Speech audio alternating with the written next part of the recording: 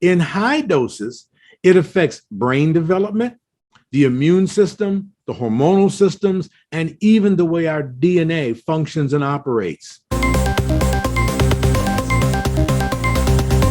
Let's get started. It was roughly in the mid-90s, 1990s, when it was discovered that exposure to this particular thing dramatically increased the risk for 7 out of 10 of the leading causes of death in the United States.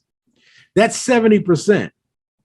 In high doses, it affects brain development, the immune system, the hormonal systems, and even the way our DNA functions and operates. People exposed in very high or continued doses have tripled the lifetime risk of heart disease, lung cancer, and a 20-year reduced life expectancy for many of its victims.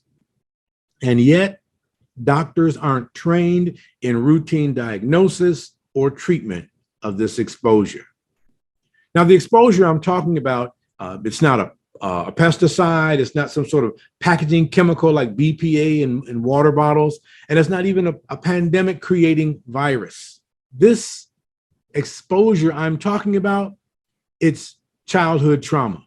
I mean, threats, whether real or perceived, so intense, severe, and pervasive, they literally get under our skin and change our psychology. That's what's going on in our brain, our thinking, and our physiology, what's going on in our bodies. Our lives are often shaped by images, sounds, and associations that surround us. Each person begins life bearing Yahweh's image. Let me remind you of Genesis chapter 1, verse 27. So, God created human beings in his own image. In the image of God, he created them. Male and female, he created them.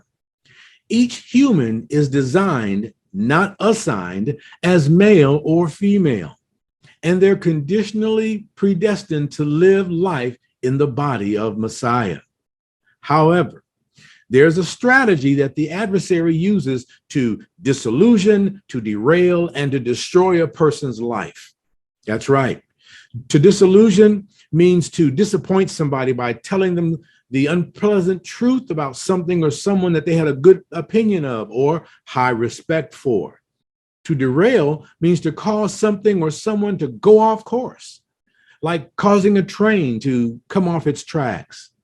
And to destroy, well, that's to reduce something to nothingness or take away its powers and functions so that restoration, well, it's not possible.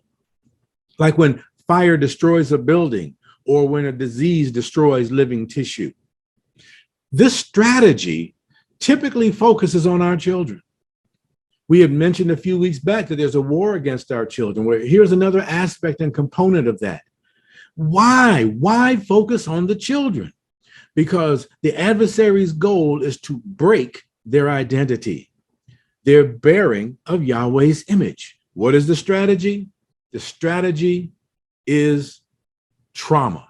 Trauma is a normal reaction or response to abnormal events that overwhelm a person's ability to adapt or to adjust and figure out how to work through it. Trauma rewires the brain. For people who continually experience or relive traumatic memories from their childhood as adults, the brain rewires itself in such a way as to protect you from the impact of the trauma-creating event. Trauma can cause us to see, to hear, and to speak to the world differently than a non-traumatized person would. We're going to take a look at someone that this happened to. His name is Mephibosheth. Say it with me. Mephibosheth. Practice that a couple times, you'll be all right. His story begins in 2 Samuel chapter 4. We're going to look at verse 4. And it says that Saul's son Jonathan had a son named Mephibosheth, who was crippled as a child. He was 5 years old when the report came from Jezreel that Saul and Jonathan had been killed in battle. When the child's nurse heard the news, she picked him up and fled. But as she hurried away, she dropped him and he became crippled. Mephibosheth experienced 3 life-changing traumas at the age of 5. all in one day. Yep. He lost his father and grandfather to death. He lost his royal home life and had to run for his life and live in secrecy. He also had a fall that made him crippled and handicapped. The trauma he experienced as a 5-year-old adversely affected his brain, the way he thinks. He was thinking of all the things he had lost. I lost my grandfather and my father. I lost my home, and I lost the ability to move about easily. Wow. But let's look at what happens when someone tries to do something good to help and honor a person who has had childhood trauma. 2 Samuel chapter 9, verse 1 through, I think 11 is the whole passage, but we're going to pull some excerpts out here. One day, the king, David, he asked, is anyone in Saul's family still alive? Anyone to whom I can show kindness for Jonathan's sake? Well, why did he say that? Because back in 1 Samuel 18, Jonathan and David made a covenant with one another, an agreement binding commitment that they would watch out for one another and their descendants. Well, a man named Ziba replied, yes, one of Jonathan's sons is still alive. He's crippled in both feet. Where is he? The king asked. Notice how Ziba identified Mephibosheth. Oh, he's the crippled guy. He's the guy with the handicap. That's how he saw him. When the king asked where he was, Ziba answered and said, in Lo-debar, at the home of Machir, son of Amiel. Lo-debar means no word here, or nothingville. It was a nowhere place. So Mephibosheth came to David, bowed low to the ground in deep respect. David said, greetings, Mephibosheth. Now, the reason that Mephibosheth came and he bowed low to the king, because remember, he was the grandson of the last king and son of the last heir, and now he was an heir. What happened in those days was that if there were any living relatives of a former king, when the new king came in, they were any descendants were killed so that they wouldn't rise up later on in life and try to take back the kingdom. So Mephibosheth was really fearing for his life, but he went to David. And here's what he said. I'm your servant. David assured him, don't be afraid. I intend to show you kindness because of my promise to your father, Jonathan. I'm giving you all the property that belonged to your grandfather, Saul, the last king, and you'll eat here with me at the king's table. In essence, I'm bringing you in as part of my family. Now watch Mephibosheth's response. He bowed respectfully and exclaimed, who is your servant that you should show such kindness to a dead dog like me? He had been gone for so long and living in obscurity, he began to think that that was who he had become. Well, what happened?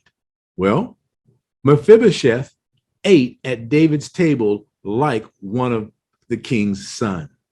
He saw himself as a valueless, crippled, and handicapped dog, fearing the day somebody would kill him because he was in the lineage of King Saul. His childhood trauma developed into an adult drama. Trauma broke his identity. He no longer saw himself as having any value and presented himself that way to people. David treated Mephibosheth as the person he was, not as the person he presented himself to be. That goes a long way when we begin to understand what a person might be going through. They may be presenting us as one way, presenting themselves to us as one way, but that's not the real them. Check this out. A quick story. There was a 400-pound, 28-year-old female. She entered a weight loss program for exceedingly overweight people. And in 51 weeks, she had gone from 408 pounds down 276 pounds to 132. She kept the weight off for several weeks, but in one 3-week period, she gained 37 pounds. When asked what triggered such an unbelievable weight gain, she reluctantly shared that she'd been sexually propositioned by a much older man at work. Well, before too long, less than the time it took her to lose that weight. So less than a year, she was over 400 pounds again. When she was asked, why was there such an extreme response to this or propositioning? She at first said, I don't know why. I don't know what happened. But then later she said, and she shared, there was a lengthy incestuous relationship with her grandfather, which lasted from age 10 until she was 21. Her childhood trauma developed into an adult drama. Well, the people in this study learned that 55% of the people in the study, that is, who had extremely overweight issues, had been affected by childhood sexual abuse. But guess what? That wasn't the only issue that some of them had experienced. This team who was doing the study, they identified 10 categories of childhood adverse life experience, which they divided into 3 groups: abuse, neglect, and household dysfunction. Out of these observations came something they called the Adverse Childhood Experiences Study, or ACEs. Now, I'm going to read 10 questions. You might want to get a pencil and a notepad if you don't have one. And if the question I read off was part of your experience before the age of 18, then I want you just to write down a number 1 for yes and a 0 if it was not. Because of time, I'm only going to read through them one time, so I'll read them at a good pace, not too fast. But I invite you to rewatch the video if you want to go through it again more slowly. So get ready. Here are the questions. And be honest with yourself, because only you know what you have been through. The first 3 questions are regarding abuse. Did a parent or other adult in the household often push, grab, slap, or ever hit you so hard you had marks or were injured? The second question, emotional. Did a parent or other adult in the household often humiliate you or act in a way that made you afraid you might be physically hurt? And then third, did an adult or person at least 5 years older than you ever touch your body in a sexual way or attempt to actually have intercourse with you? We're going to go to the next question. Question number 4. Did you often go hungry, wear dirty clothes, had no one to protect you, or your parents were too drunk or high to take care of you? Number 5, emotional neglect. Did you often feel that no one in your family loved you or thought you were important or special? The next 5 questions deal with household dysfunction. Question 6 is, was a household member depressed, mentally ill, or attempt suicide? Question 7, domestic violence. Was your mother or stepmother or your father or stepfather a victim of domestic violence?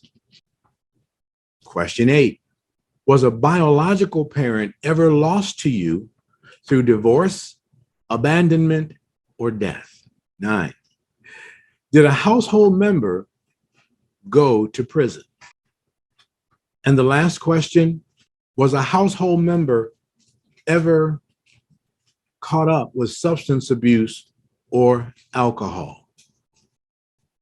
Now, if you were able to track with me and you heard the questions and you marked your numbers down, 1s or 0s for those 10, if you had a score of 4 or more, please text me with the number only. I don't need the categories. This will help me as we are actually putting another deliverance ministry thing together, or study that we're going to be doing. So text me the number if you had 4 or more, or if you have questions about any of those things that were read off. And again, I encourage you to watch the video again if you want to go through that. When trauma shows up, It begins with the fight, flight, or freeze response, deer in the headlight, and is often accompanied by anxiety and fear. Before you think this through as an adult, I need you to see this through the eyes of a child. Trauma can change your brain on many levels, from decision-making right down to immediate subconscious responses to the world that's around you. It primarily affects three important parts of your brain. The amygdala, we'll call Amy. That's the emotional and instinctual center. Amy manages our default reactions to things. Then we have the hippocampus, call that Camden or CAM for short, and that controls memory and my default reactions to things. And again, mainly memory of those things. And then thirdly, there's the prefrontal cortex. You might have heard that in some of the movies you've watched. Well, Corey regulates emotions and impulses and manages how I feel about things. Amy, Cam, and Corey, three main areas that trauma affects. When you're reminded of a traumatic experience, Amy goes into overdrive as if experiencing the trauma for the first time. We're not saying when you go through, it's already having a bad impact. When you are reminded, or as the word is triggered, if something makes you think back to that moment, all of a sudden, the Amy thinks it's happening again, when it's not, but your mind thinks it is. Your prefrontal cortex, that is Corey, becomes suppressed. In other words, the area that helps you think through some things is shut down. So you can't think clearly. You can't think accurately. You get really confused as to what's reality and what's not. So you're less capable of controlling your fear. You're being afraid and you don't know what to do about it. You're stuck in a purely reactive state. You can only do things. And then thirdly, the hippocampus can't tell the difference between the actual traumatic event that occurred, and then the memory of it, because to it, it's the same thing. So you can see trauma can cause your brain to remain in a state of hypervigilance, suppressing your memory and your impulse control and trapping you in a constant state of strong emotional reactivity. You just keep acting out, because you're locked in survival mode and you can't seem to get free. And you will do whatever you think in this reduced capacity, whatever you need to survive the moment. You get stuck in a time loop, sort of like that movie, if you've ever seen it, Groundhog Day with Bill Murray. The only way he got free of the time loop that he was in was to make changes in how he approached things, which led to maturity of his responses and finally release or freedom with a new set of skills he could use in that freedom. That's what deliverance ministry really is at its core. How do we turn things around? This is just the beginning of that, but Ephesians 6:11. Put on all of God's armor so that you'll be able to stand firm against all the strategies of the devil. This passage is not instructing us to put on figurative or spiritual pieces of armor. I know we've got songs like that and books like that. It's telling us to put on our protective gear, though. What does it mean? That means getting the right mindset. Why? Because the battlefield is in the mind, where we're thinking.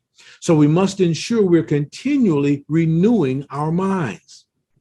In Romans 12:2, that's where we're encouraged to not be conformed to this age or this world, but be transformed, metamorphosized by the renewing of your mind, so that you may discern what is the good, pleasing, and perfect will of God. In other words, how do we know what he wants us to know? How can we find out what he needs us to do? By looking at his word. Believe it or not, more than 85-90% of what Yahweh wants us to do is already in his word. He will edify us with his word and equip us with his instructions and directions and empower us to act on what he's given us based on our context and the gifts, talents, and abilities he's poured into us. We have to avoid fictionalizing, glorifying, and romanticizing the people in the Bible. They dealt with things the way we did. Remember Mephibosheth? We're thinking, well, then David could have just said, let's pray, Mephibosheth, and now you'll be okay. Sometimes it's a process that's involved. As a matter of fact, more times than not, while Yahweh can turn and instantly turn a person around, the Bible shows us more often than not, he's expecting us to work out our salvation by walking according to his word. I'll never forget once Joyce Meyer mentioned that. She says, Lord, I don't understand what's going on. I'm praying for people who have sickness, illness, infirmity, disease, trauma, whatever, and they're getting healed. But I pray for myself, and I have to walk through. I have to go in your word, and I have to practice it out. That's right. While God may use you to really help other people almost instantaneously in many cases, or some cases, more often than not, he wants us to get into his word, learn to apply his word, to practice his word, to make some mistakes in that application until we get it right. That's called maturity. With this in mind, we can have confidence during the healing process that we can actually rewire and retrain our brain to reverse the effects of that trauma. We can reinforce the prefrontal cortex, Corey, and get back to rationality and control, clear thinking. We can strengthen the hippocampus, the campus, CAM, and help our memory work, saying what's in the past is past, what's present is present, and the future is yet to happen. And then we can subdue the hyperactive Amy so that things aren't just running amok and I'm just reacting to things, which will help bring you shalom, real peace. This week, I had a chance to see a lot of young people. When I say young people, age 8 to 12, and 6 to 12.